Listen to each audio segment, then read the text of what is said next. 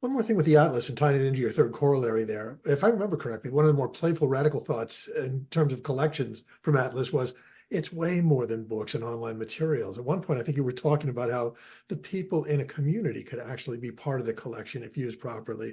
Can you explore that a little bit for people that haven't seen it? Again, tie it back to your corollaries. Sure. So the idea is that the true collection of a library as an institution or place is the community that's being served, right? That we build, if we build and acquire materials, whether those are books or databases or maker spaces or whatever, it's in response to the needs and aspirations, particularly the aspirations of a community. So it's shaped around that community. And so that's really the idea that putting people at the center here, they're the collection. And the books, they're tools. They're tools to help those community members get smarter, to help members find meaning. And even more recently, which it came really clear to me and in some talking about the Atlas and this work, right? That was 2011. It's been a while. And even most of my career was discussing things like libraries are good for democracy somehow. Libraries are really good for communities somehow. And that we're really nice places somehow, right? And the somehow needed to be filled in your specific setting. And then recently, I run across a lot of research around this notion of deaths of despair, which is a depressing topic, but really important.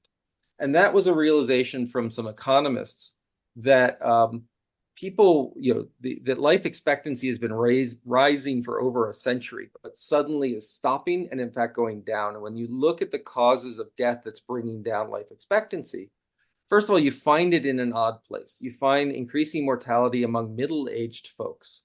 You find across colors, across genders, et cetera, you're finding this.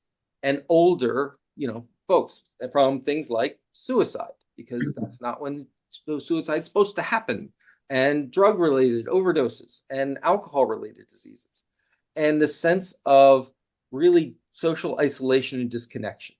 And in fact, there was a study done by the Surgeon General who talks about that loneliness, social isolation, is the equivalent of smoking 15 cigarettes a day. This comes back to that notion of the librarian serving the community. It comes back to that notion of knowledge creation. It comes back to all of these things to say what a good library does is save lives. It brings people in, it helps them find meaning, and it helps them connect to the environment they're in. And therefore, it needs to look like the environment they're in. It needs to understand the values and principles and not just be based on one rubber stamped blueprint that all libraries should belong to. And that what guides the design isn't the books and materials or the values of the librarian, but the aspirations and needs of communities. And so to me, it really became, and had I discovered this, probably would have ended up in that corollary document.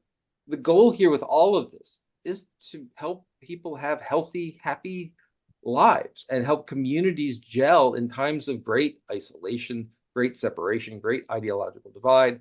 Libraries' job is to pull people together, not because it's nice, but because it's literally life-saving.